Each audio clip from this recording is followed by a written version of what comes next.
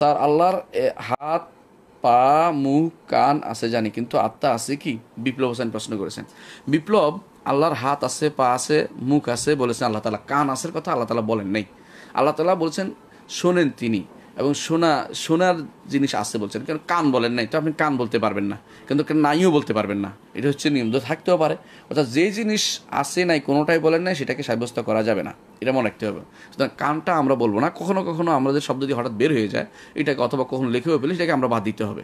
মানে কান বলবেন না, বলবেন যে আল্লাহ তালা শোনেন, তিনি দেখেন। হ্যাঁ, আল্লাহ তালা চোখ আছে, হাদিসে আছে, সেটা বলবেন। যেটা আছে কোরআন এবং সুন্নাহর, এর বাইরে একটু আগ বাড়িয়ে বলা যাবে না। আত্মা আছে কিনা? আত্মা আসলে সৃষ্ট জিনিস। সুতরাং এইটাকে আপনি আল্লাহর উপর কেন নিয়ে যাচ্ছেন? আল্লাহ তাআলা কোরআনে কারিমে তার সম্পর্কে ইউহাদ্দিরকুমুল্লাহু নাফসাহু বলেছেন। এই নাফসা অর্থাৎ যাতাহু, অর্থাৎ তার সত্তা আছে। তার নিজের ভয় দেখাচ্ছেন, নিজের সত্তার ভয় দেখাচ্ছেন, নফস নয়। সৃষ্ট জিনিস স্রষ্টার জন্য থাকে না। আপনি এই জিনিসটা, অর্থাৎ সত্তা যদি আল্লাহ বলতো, যদি আমরা বলতাম, আল্লাহ তাআলা বলেন নাই। আল্লাহ তাআলা তিনি আত্মা সৃষ্টি করে মানুষের ভিতরে দিয়েছেন। এই জন্য যারা আল্লাহকে আত্মা বলবে বা মহাত্মা বলবে, আল্লাহকে যারা পরমাত্মা বলবে, তারা ভুল করছে। এটা হিন্দুদের বিভিন্ন পরিভাষাকে গ্রহণ করে নিয়েছে। এটা ইসলামী শরীয়তে জায়েজ নেই।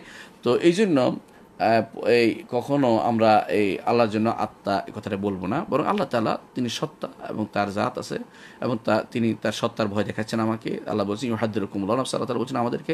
তো এই ভয়, তাকে সত্তাকে ভয় পেতে আমরা ভয় পাবো, কিন্তু আল্লাহর জন্য আত্মা এই কথাটা বলবো না, কারণ কোরআন হাদিস সেটা আসে নাই, এবং এটা যেহেতু আসে নাই, সেটা সাব্যস্ত করবো না। وقل جاء